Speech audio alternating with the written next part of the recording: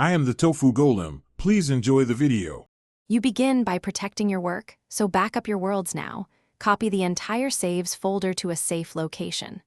Once done, enroll in the Minecraft preview through the Xbox Insider Hub or the Microsoft Store preview program that grants the update.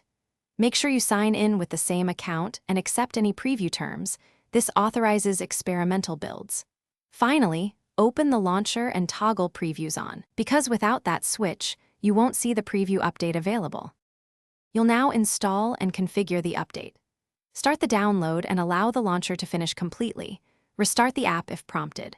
Once installed, update any resource or behavior packs to matching versions, and import or migrate worlds by creating test copies first to avoid corruption.